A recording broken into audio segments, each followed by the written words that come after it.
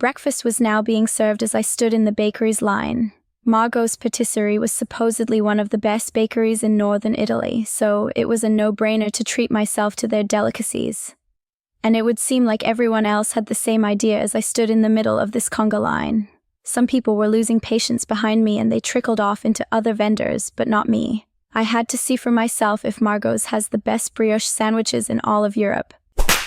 Suddenly, a wave of fiery pain stung my left butt cheek. Ow! What the fuck? I yelped, then turned around. Smiling at me with his pearly whites was Dallas in a white tank top, swim trunks, and sandals. As usual, he looked ravishing, almost more than the breakfast menu, but God, I could punch him right now.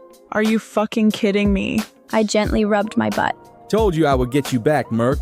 Dallas laughed while people looked in confusion. Paying them no mind, he stopped laughing and continued to smile. Where were you last night? I saw your dad and Tessa yesterday and wondered if you even showed up. Dude, what the hell? The line is back there. A man behind Dallas pointed. Dallas turned around and looked down at the portly man. My friend was holding my spot, so excuse me. Tinges of dark red aggression mixed in with Dallas's usual aura, so I knew where this was heading. Please pardon my friend. I apologized to the man as softly as possible, then yanked Dallas's arm. The man folded his arms and let out a grunt. We moved forward step by step as the line was proceeding. To answer your question, jet lag kicked my butt, so I was out all day yesterday. I explained, then eyed what else was on the menu. Not the only thing that kicked your butt. Anyways, you missed a hell of a show last night. What do you mean? The circus performed in the auditorium. Did you not read the itinerary? I remembered the engraved piece of paper sitting on the nightstand next to my bed yesterday, but was too exhausted to pay it any mind. Would have loved to see the array of colors the circus would have produced. No, I did not get a chance to read the itinerary. Well then. Dallas rummaged through his trunk's pocket, then pulled out a piece of paper. Allow me to enlighten you on the weekend's festivities. He put the paper right in front of his face and began reading. He listed off the plans for the weekend, such as the mid-morning badminton and tennis tournaments, lunch at noon while a theater troupe performed the Iliad today and Othello tomorrow, afternoon spa treatments with a massage and full-body scrub, and the casino-themed dinner party tonight. Dallas continued, And of course the main event Sunday night. The annual Intercontinental Auction. I interrupted. I knew all too well of Sunday night's event, and it was the main reason I decided to join this year's trip. The annual auction was where fat cats like Dad and his buddies would flex an exorbitant amount of money for rare trinkets.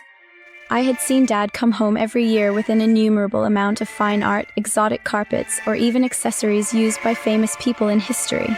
In a meeting I was ordered to listen in on, Dad mentioned that the auction was more for the attendees to display their wealth, power, and influence among one another, even earning rank within their high society. Men have lost millions upon millions for the sake of status and optics. To quote my father, perception is reality, and this was the one place to show that reality. Hey, Merc, could you pay for my breakfast? I turned my head to him in confusion. Huh? I thought everything on this trip was included. For some reason, Mom's package was not all-inclusive this year.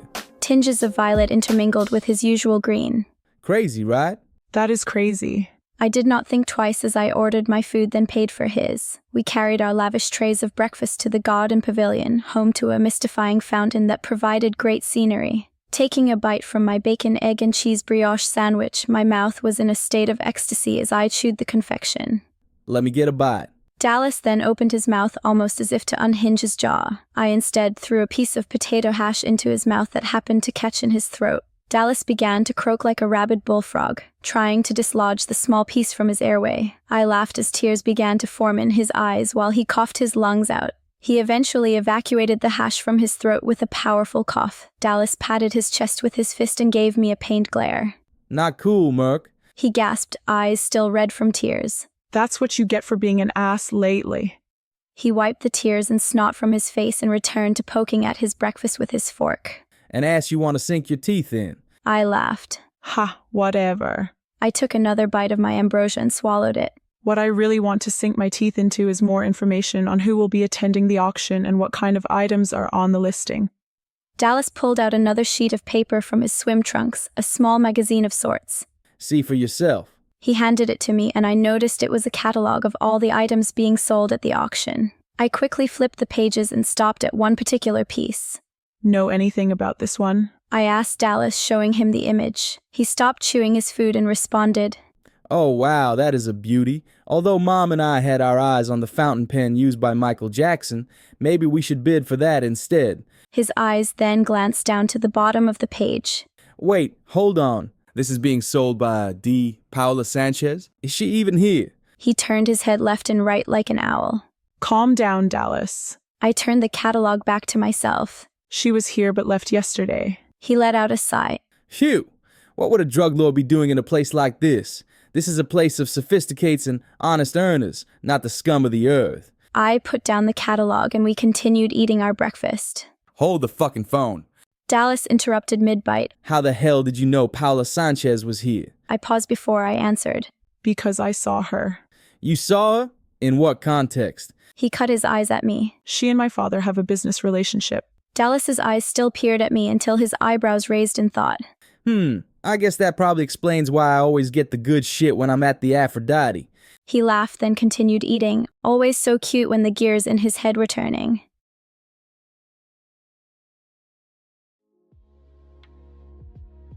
After breakfast, Dallas and I went to the upper deck to watch the sunrise from the luxurious poolside. Of course, Dallas wanted to go to the movie theater to watch an early screening of the latest Marvel blockbuster, but I convinced him otherwise. Really? Another superhero flick over a potential view like this? He could be so dense at times. We assembled our things on our recliners furthest from the pool. The skyline was a parade of contrasting hues of purple, blue, and white, while the dark orange of the sun came into frame. Dallas, you can't tell me that this isn't beautiful. Merc, I'll have to agree with you there. A smile was plastered on my face as I turned to see Dallas's expression, only to notice him looking elsewhere. He was staring at an attractive older man, probably in his mid-40s, also viewing the sunrise. The man finally noticed Dallas's gawking and gave him a wave, and Dallas returned it with a wave of his own. For the love of God, I honestly couldn't take this man anywhere. Regardless of my uncouth friend, I continued gazing at the morning sky in all of its grandeur. An unpolluted skyline like this was something that should be cherished. Dallas was too fucking stupid to appreciate nature's beauty. I really do need to make new friends, preferably friends with finer tastes. We stayed on the poolside deck for a few hours until it was time to attend the badminton tournament. Dallas and I had some experience playing the game, but arrived late to sign up because he just had to learn the man's name before we left. Instead of competing, we sat in the stands and watched the tournament unfold. After a rousing game where two women in their 50s competed as if they were playing for an Olympic gold medal, we enjoyed lunch in the theater. They served us takeout from a vendor of our choice, but Dallas bitched and moaned when he was told his vendor of choice ran out of turkey legs. The play couldn't start until everyone ordered, and he was the last and loudest to do so. He begrudgingly ordered something else that I once again had to pay for, and finally the play started. It was definitely the Iliad, but it was a hysterically funny rendition of it played by the talented theater troupe. Everyone, including Dallas, beamed a healthy hue of forest green happiness, which helped elevate the experience for me. The audience and I would constantly burst into laughing fits, and no one laughed harder than the man sitting in the far corner of the theater. From the edge of my eye, I could see that he was a wheelchair-bound gentleman. He was wearing dark shades, so I assumed he was also blind. His hearty laugh kind of reminded me of Dad's. Speaking of which, I wondered where Dad and Tessa were, probably breaking in their king-size bed. I shuddered at the thought and continued watching the play. We gave the performers a rousing standing ovation when the play finished. It was now time to do the activity I looked forward to the most, spa day. Dallas and I separated briefly to change into our robes, then met with other spa-goers to the relaxation chamber, as they called it. It was a robust Japanese-themed bathhouse that contained 3 different sauna caves, a variety of heated whirlpools, and a row of muscle-bound men and women standing next to massage tables, each table and practitioner separated by partitions ready to pancake our backs. Ooh, I'm getting a massage first. I tugged at Dallas's robe. Come with. Dallas's eyes went elsewhere as the handsome man from the pool earlier entered one of the sauna caves.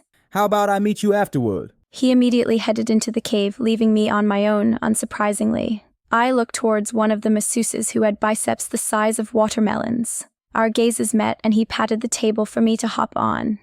Definitely couldn't say no to an invite from him. I waltzed over to his table and he closed the partition. Robe on off. His voice echoed a strong French accent. I looked at him dead in his eyes, then let my robe fall to the floor, exposing every part of me. He smiled as he signaled for me to lay face down, so I did as I was told. Placing my face comfortably into the head cradle, he asked. My legs quivered from his deep voice as goosebumps began to emerge on my body. Hard, please. I begged. My masseuse began rubbing my body down in a thick oil lather, caressing my backside with his firm grip. When his thumbs planted on the top of my buttocks, I couldn't help but let out a light moan. I stop? He asked. No, keep going. My voice sounded almost desperate, but I didn't care. After he was done lathering up my backside, he proceeded to begin the massage, and that was when the tables turned. He dug his forearm into my back and shoulders, which was so painful that I could cry, but Dad didn't raise a bitch. I toughed out the hard massage until he was finally done after an hour of body pounding. I thought my body would feel like a ton of bricks after taking that round from Mike Tyson, but as I sat up, I felt the lightest I had felt in a while. I thanked my masseuse, put my robe back on, then floated off his table. Next on the list was the sauna. From the 3 sauna caves, the salted red one spoke to me the most. I entered the cave and quickly noticed it was empty. The thick heat emanating from the walls enraptured me as I took a seat on the ground near the entrance. I let my body go limp as I sprawled out on the floor. This is the life, I said out loud. Most definitely is. Surprised because I thought I was alone, I turned my head to see who responded, and it was the blind wheelchair-bound man from the theater. He was an Asian man with curly black hair dampened by the humidity and an angled jaw that could have only been chiseled by Hephaestus himself. His eyes were covered by black shades, which made me wish I could take them off and see what else his beautiful head had to offer. Even though he was covered by a towel from the waist down, I could see enough of his body to notice that this man was fit.